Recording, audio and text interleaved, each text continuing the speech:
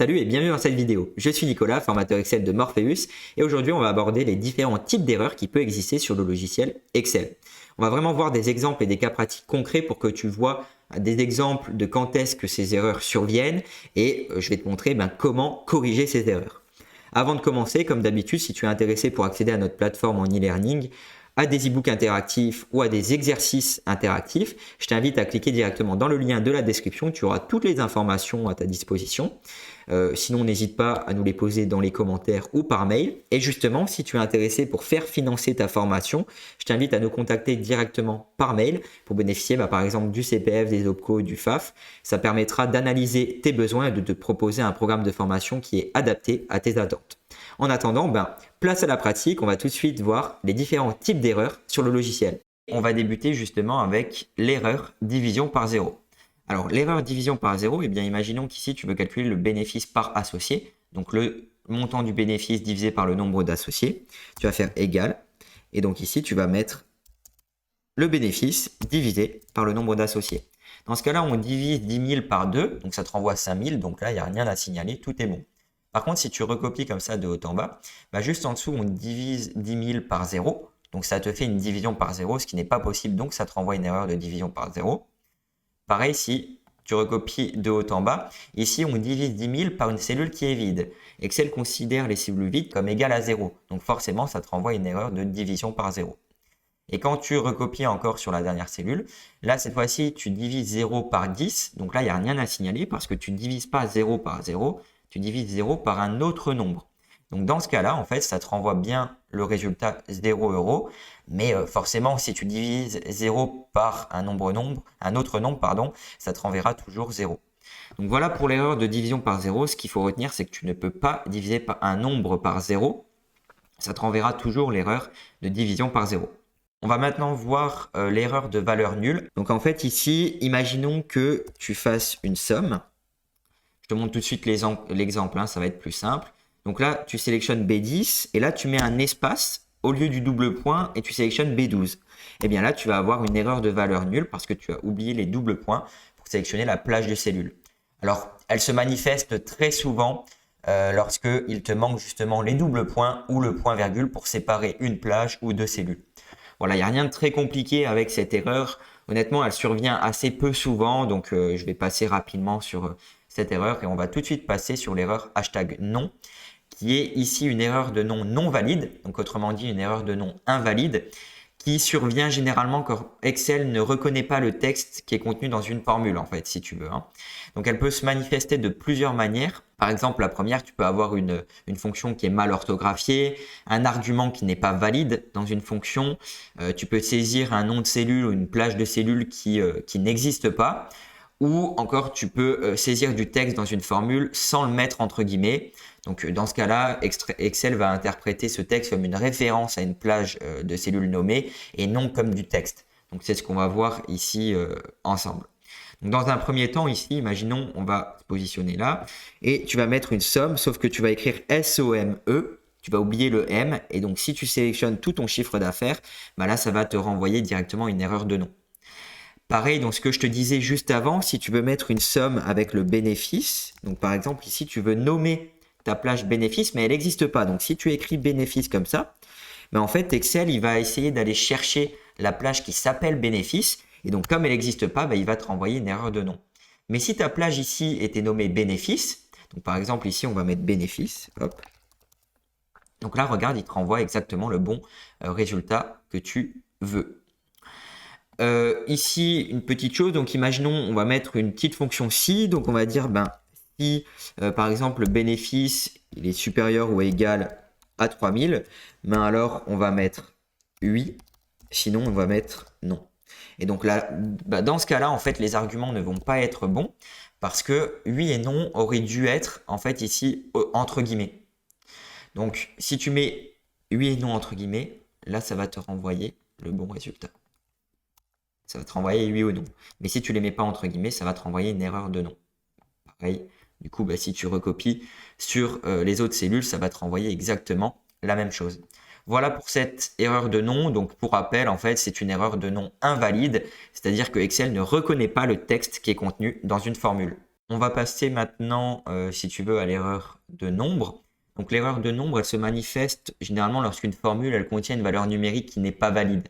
Ça peut être un nombre trop petit ou trop grand pour Excel, c'est-à-dire que Excel, il reconnaît uniquement les nombres de moins 1 fois 10 puissance 307 et jusqu'à 1 fois 10 puissance 307.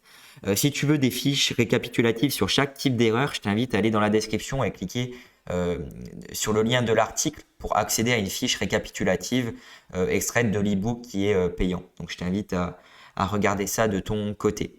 Alors l'erreur de nombre, elle peut également se manifester lorsque tu saisis une valeur non valide dans une fonction qui exige un argument numérique. Donc c'est ce qu'on verra à travers cet exemple. Et sinon, bon, je te fais une petite parenthèse, elle peut survenir aussi pour une fonction qui se calcule par itération et qui ne parvient pas justement à trouver le bon résultat. Donc ça, on va laisser de côté, on ne va pas l'aborder ici. On va aborder surtout les deux premiers types d'erreurs dont je t'ai parlé. Donc ici, imaginons que donc, tu as la fonction petite valeur qui existe. Et donc ici, dans ta matrice, eh bien, imaginons tout simplement que tu vas sélectionner toutes les planètes ici et tu vas vouloir envoyer la valeur minimum de toutes les planètes. Or, ici, toutes les planètes, on a un format texte. Donc forcément, ça ne peut pas te renvoyer la valeur minimale. Donc ça te renvoie une erreur de nombre parce que tu as des valeurs de texte. Ce qui est très logique en soi. Hein.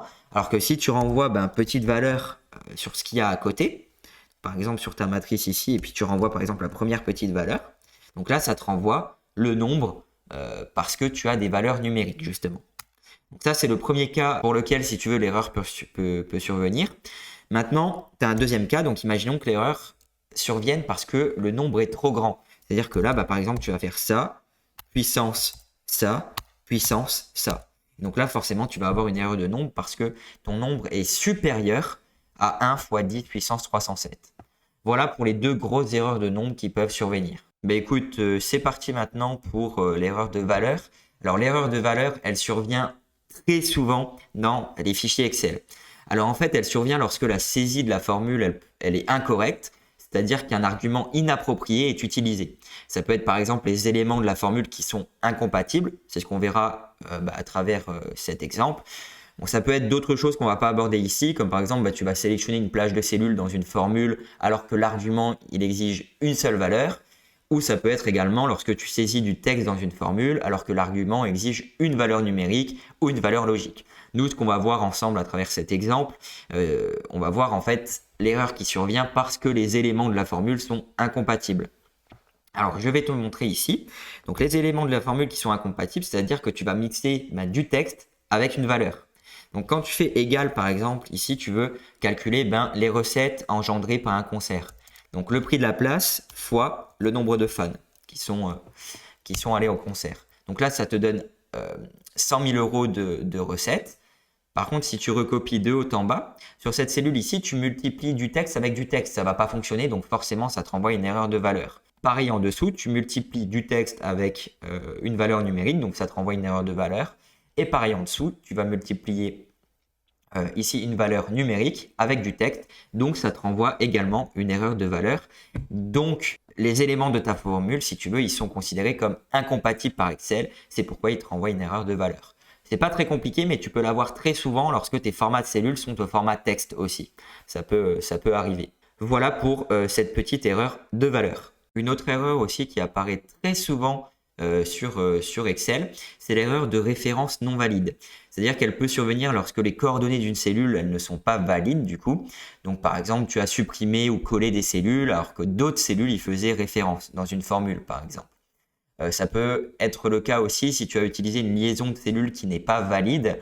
Donc c'est-à-dire par exemple que ton classeur a été déplacé, du coup Excel ne trouve plus la cellule qui faisait référence à un autre classeur. Nous, on va aborder la première raison à travers cet exemple. Donc déjà, on va faire les calculs pour calculer le résultat. Donc le résultat, c'est ton chiffre d'affaires moins les charges variables moins les charges fixes. Donc on va refaire le cas juste en dessous. Chiffre d'affaires moins ça, moins ça. Et donc par exemple, si tu vas supprimer les charges fixes, comme ton résultat fait référence à E9, donc à tes charges fixes, mais il va y avoir une erreur de référence dans ton résultat parce que elle ne trouvera plus la cellule E9 comme on l'aura supprimée. Donc regarde, tu sélectionnes ça, clic droit, supprimer, on va décaler les cellules vers le haut et donc là tu vas avoir une erreur de référence parce que en fait E9, on est dessus là. En fait, E9 a été supprimé, si tu veux. Donc, ça peut être très souvent le cas lorsque tu supprimes des colonnes dont tu avais justement besoin pour d'autres calculs. Et du coup, ces calculs ne retrouvent plus ces mêmes colonnes. Donc, c'est souvent le cas lorsque tu supprimes des cellules ou des colonnes. Alors, si tu veux, maintenant, je vais te montrer comment éviter cette erreur de référence grâce à l'outil repérer les antécédents ou repérer les dépendants. Donc, c'est-à-dire ici que tu vas aller dans l'onglet formule tout en haut et tu vas pouvoir repérer les antécédents à une formule, par exemple, en sélectionnant, alors je vais juste revenir en arrière pour t'afficher le bon résultat, en sélectionnant par exemple repérer les antécédents. Et donc là, tu vas t'apercevoir que toutes les cellules qui sont liées dans ta formule, eh bien, s'affichent avec un petit rond bleu et tu as une flèche pour t'indiquer en fait qu'elles font référence à cette formule. Donc là, j'ai mis repérer les antécédents en plaçant sur le résultat. Alors, je vais supprimer les flèches et tu peux te placer par exemple sur les charges fixes. Si tu veux le supprimer, tu peux repérer les dépendants et là, ça t'indique uniquement cette charge fixe, cette cellule E9 est liée à ta cellule E10 pour le calcul. Donc voilà, tu peux faire ça avec repérer les antécédents ou les dépendants et tu peux supprimer les flèches du coup si tu en as plus besoin. Voilà comment éviter cette erreur. Ça te permet de voir quelle cellule dépend de quelle autre cellule et de voir en fait les impacts de la suppression d'une colonne ou de plusieurs cellules. C'est tout bon pour cette erreur de référence. Eh bien écoute, on va passer tout de suite à l'erreur NA qui apparaît très souvent avec les fonctions de recherche. Alors NA, ça signifie valeur manquante. Alors elle survient justement, comme je te le disais, lorsqu'une formule ne trouve pas ce que tu lui demandes de rechercher. Par exemple, la valeur cherchée n'est pas référencée dans le tableau de recherche. Le format de cellule de la valeur cherchée est différent de celui des valeurs du tableau de recherche. Ça peut être aussi dans le troisième exemple, les références du tableau de recherche sont relatives, c'est-à-dire qu'elles ne sont pas figées, donc ta valeur n'est pas trouvée dans tous les tableaux, etc., etc. Donc ici, dans le premier exemple, on va voir que la valeur cherchée n'est pas référencée dans le tableau de recherche. Donc par exemple, on va faire tout simplement une recherche X. Alors tu peux aussi utiliser recherche V, peu importe. Moi, je préfère utiliser recherche X, parce que c'est beaucoup plus complet et c'est beaucoup plus simple à utiliser. Donc, recherche X ici, par exemple, on va rechercher Maël, point virgule, dans tous les prénoms, point virgule, et puis on va renvoyer la ville. Hop. Alors là, qu'est-ce qui se passe en fait? Eh bien, tout simplement, Excel ne va pas trouver le prénom Maël dans tous les prénoms ici. Alors, regarde, Nicolas, Maël. Maël existe bien, mais par contre, regarde, Maël, il y a un accent en théorie dans tes prénoms. C'est pour ça qu'il ne va pas le trouver. Donc, si tu mets Maël comme ça, là, il va te le trouver. Il va te trouver la ville du coup. Mais du coup, Maël sans accent, la recherche X ne va pas la trouver. Et c'est pour ça justement qu'il te renvoie une erreur de référence. C'est parce que recherche X ne trouve pas Maël dans tes prénoms. Alors maintenant, on va passer au deuxième exemple ici. On va voir que le format de la valeur cherchée est différent de celui du tableau de recherche. C'est-à-dire que ici, par exemple, regardons, on va rechercher tous les âges. Tu veux renvoyer la ville pour la personne qui est égale exactement à l'âge de 40 ans. Donc, encore une recherche X. On va faire une recherche V si tu veux pour la forme. Ici, ta valeur cherchée, ça va être ça, point virgule. Dans ton tableau de recherche, donc ici, tu vas chercher tous tes âges. Tu ne peux pas sélectionner tes prénoms en premier parce que c'est ta première colonne. Et là, ton numéro index colonne, du coup, ça va être ta deuxième colonne. Mais en l'occurrence, ici, 40, c'est pas du tout le même format parce que tu as un format de texte en fait. 40, c'est écrit en texte alors que ici, c'est écrit en nombre. Donc forcément, il ne te renvoie pas le bon résultat. Tu peux aussi avoir le cas quand ta cellule est au format texte. Donc si 40 était au format texte et que ici, comme tu as une valeur numérique, ça n'aurait pas trouvé le bon résultat. Voilà pour ce deuxième exemple. On va passer tout de suite au troisième exemple. Ça peut être le cas justement lorsque tes références du tableau de recherche ne sont pas figées. Alors, par exemple, on va refaire une recherche X ici comme avant. On va rechercher, donc recherche X, hop. On va rechercher Martin, point virgule, dans tous tes prénoms ici, point virgule. Et donc là, on va renvoyer encore une fois la ville. Là, ça te renvoie le bon résultat, donc ça te renvoie Marseille. Par contre, si tu recopies de haut en bas, ça te renvoie une erreur de référence parce que tu n'as pas figé tes différents éléments. Donc regarde ici, Nicolas était sur la première ligne, donc forcément, il ne va pas le trouver parce que ta plage a été décalée de 1. Comment régler cette erreur? Eh bien, ici, ça va être avec les références absolues. Donc, je t'invite encore une fois à aller voir la vidéo sur les références absolues pour comprendre ce que je vais te dire ici. Mais dans tous les cas, ici, tu dois figer en fait tes deux plages. Tu n'es pas obligé de figer les colonnes, donc tu appuies 2 fois sur F4, hop, ça te fige juste les lignes. F4 ou tu maintiens Fn, tu appuies sur F4. Pareil pour le tableau renvoyé. Et comme ça, quand tu recopies de haut en bas, eh bien ça va te renvoyer le bon résultat parce que ton tableau renvoyé et ton tableau de recherche, ils sont figés. Tu cherches toujours dans le même tableau de renvoyé et dans le même tableau de recherche. Voilà pour cette erreur. Elle apparaît très souvent justement avec les fonctions de recherche. Donc c'est pour ça que c'est important de la repérer et de bien voir pourquoi il y a eu une erreur. On peut passer directement à la prochaine erreur qu'on appelle erreur d'affichage d'une valeur numérique. Elle peut survenir lorsque ta largeur de la colonne est trop petite pour afficher toute la valeur numérique. Alors quand je parle de valeur numérique, je parle d'un nombre, d'une date ou d'une heure. Ou bien elle peut s'afficher, on le verra dans le deuxième exemple, lorsque ton calcul sur des dates ou sur des heures donne un résultat négatif. Alors on va d'abord commencer par le premier exemple avec la largeur de la colonne qui est trop petite. C'est-à-dire que ici tu as un nombre qui est égal à 1 million. Donc pourquoi ça ne s'affiche pas? Eh bien, c'est parce que ta largeur de la colonne est trop petite. Donc, pour l'augmenter, soit tu maintiens le clic comme ça, tu l'augmentes manuellement, ou soit tu peux double-cliquer comme ça à l'intersection de ta colonne ici. Et donc là, ça va l'ajuster de manière automatique.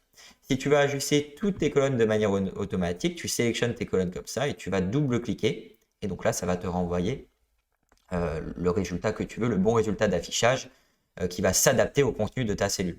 Alors, tu peux aussi ajuster de manière automatique sans double-cliquer à l'intersection. On peut te le demander le jour de la certification TOSA. Donc, tu peux aller dans mise en forme ou format. Mise en forme sur Mac, format sur Windows. Et là, tu vas aller dans ajuster la largeur des colonnes. Et donc là, ça va s'ajuster aussi de manière automatique. Pour finir, tu peux aussi l'ajuster de manière manuelle à une largeur très fixe. Donc là, par exemple, on va mettre 40, comme tu peux voir au-dessus. Et donc là, ça va s'afficher de manière automatique. Bon, après, le résultat n'est pas très visuel, mais au moins toutes tes colonnes sont ajustées à la même taille. Voilà pour ce premier exemple. On va tout de suite passer au deuxième exemple avec le calcul sur des heures qui donne un résultat négatif. Donc ici, imaginons que tu veux calculer la durée qu'il y a entre l'heure de fin et l'heure de début. Ici, tu vas prendre l'heure de fin moins l'heure de début. Donc là, ça te renvoie à 10 heures, ce qui est normal. Par contre, si tu fais l'inverse, égale heure de début moins heure de fin, donc une heure qui est moins élevée par rapport à une heure qui est plus élevée, donc là, ça va te renvoyer cette erreur d'affichage de valeur numérique parce que ton résultat est négatif. Si tu veux vérifier, tu sélectionnes tout ça, format de cellule, et là, tu vas avoir nombre. Donc là, tu as des résultats positifs et là, des résultats négatifs. Et donc, comme ton résultat est négatif sur une heure, ça te renvoie l'erreur d'affichage d'une valeur numérique. Alors, on va voir l'avant-dernière erreur avec l'erreur de propagation qui survient uniquement avec les fonctions matricielles dynamiques s'il n'y a pas assez de place pour envoyer le résultat. Donc, une fonction matricielle, c'est une fonction qui renvoie un résultat dans une ou plusieurs cellules qui est généralement entourée d'un cadre bleu. C'est ce qu'on verra après. Parmi les fonctions matricielles, tu peux retrouver trier, filtre, unique, transpose ou lambda par exemple, qui sont parmi celles les plus utilisées. Donc tu en as d'autres. Alors par contre ici, pour valider une formule matricielle, dans les versions les plus récentes, tu peux appuyer sur Entrée, ça va te le faire automatiquement. C'est plus simple, c'est ce qu'on verra juste après. Par contre, si tu es dans les anciennes versions d'Excel, donc ce que je vais faire après, si ça ne fonctionne pas chez toi, tu es obligé de valider la formule avec CTRL-MAJ Entrée, que tu sois sur Windows ou Mac. Ça te permet de valider la formule et ensuite tu es obligé de la recopier manuellement de gauche à droite et de haut en bas. Ces fonctions, elles n'ont pas besoin de référence absolue ou mixte, car elles n'existent que dans une seule cellule. C'est-à-dire qu'elles étendent le résultat aux cellules adjacentes. C'est ce qu'on va voir tout de suite à travers cet exemple. Imaginons qu'ici, tu veux trier les villes par ordre alphabétique, donc tu peux utiliser la fonction trier. Et ici, tu vas sélectionner toutes tes villes ici que tu veux trier, tu fermes la parenthèse et elles vont se trier automatiquement par ordre alphabétique. Tu peux remarquer ici qu'il y a, c'est très furtif, mais un cadre bleu qui s'affiche pour t'indiquer en fait jusqu'où va ta cellule, jusqu'où va ta formule, jusqu'où s'étend ta formule si tu préfères. Par contre là, tu peux remarquer qu'on a un mot liste des villes qui va couper la formule. Donc en fait, quand tu fais égal trier, tu sélectionnes toutes tes villes, tu fermes la parenthèse et donc là en fait ça va t'afficher une erreur de propagation parce qu'il n'y a pas assez de place pour générer les résultats de la fonction trier. Et en fait, comment tu peux le voir? Eh bien, ici, tu as les pointillés qui t'indiquent jusqu'où doit s'étendre en théorie ta fonction trier pour afficher les résultats. En l'occurrence, ici, elle doit s'étendre jusque D13. Et donc là, tu as liste des villes ici qui, en fait, coupe les résultats de la fonction. Donc, si tu enlèves liste des villes, là, ça va fonctionner. Mais si tu ne l'enlèves pas, eh bien, ça va t'afficher une erreur de propagation. Par contre, comment gérer cette erreur? Comme je te l'ai montré avant, tu es obligé de laisser assez de place pour afficher tous les résultats de la fonction trier. Il n'y a pas d'autre solution pour cette erreur de propagation qui, pour rappel, s'affiche uniquement avec les formules matricielles. Pour finir, on va passer à la dernière erreur qu'on appelle erreur de calcul sur Excel qui survient justement lorsque le logiciel rencontre un scénario qu'il ne prend pas actuellement en charge. Alors ça peut être le cas et c'est ce qu'on va voir à travers cet exemple parce que Excel ne peut pas renvoyer un jeu de données vide par exemple. Donc ici, si on utilise la fonction filtre qui est une fonction matricielle, donc on va sélectionner toutes les villes et comme on veut filtrer les villes, tu dois les resélectionner derrière dans inclure, dans l'argument inclure, passer dans la barre de formule. Et donc pour filtrer les villes, donc tu vas mettre par exemple entre guillemets Lyon, tu fermes la parenthèse et comme Lyon n'existe pas dans tes villes, ça te renvoie une erreur de calcul parce que Excel ne peut pas renvoyer un jeu de données qui est vide. Comment régler ce problème? Tout simplement, en fait, tu changes la ville et tu mets une ville qui existe, donc par exemple Metz. Et donc là, ça va te filtrer automatiquement la ville. Et comme c'est une fonction matricielle, tu n'es pas obligé de recopier vers le bas. Tu as un cadre bleu qui s'affiche directement ici. Et donc, juste pour revenir par rapport à avant, si tu avais quelque chose ici qui s'affichait, là, tu aurais une erreur de propagation parce que ta formule, elle doit s'étendre jusqu'à la cellule C11. Voilà pour les erreurs de calcul sur Excel. J'espère que cette vidéo t'aura aidé à mieux comprendre les différents types d'erreurs sur Excel. Si tu es intéressé pour télécharger une fiche récapitulative complète sur ce que je viens de te présenter en vidéo, je t'invite à cliquer dans l'article de la description. Tu descends tout en bas et tu pourras télécharger cette fiche qui est extraite de notre e-book. En attendant, je te souhaite une excellente journée et je te dis à très bientôt pour une prochaine vidéo. Salut!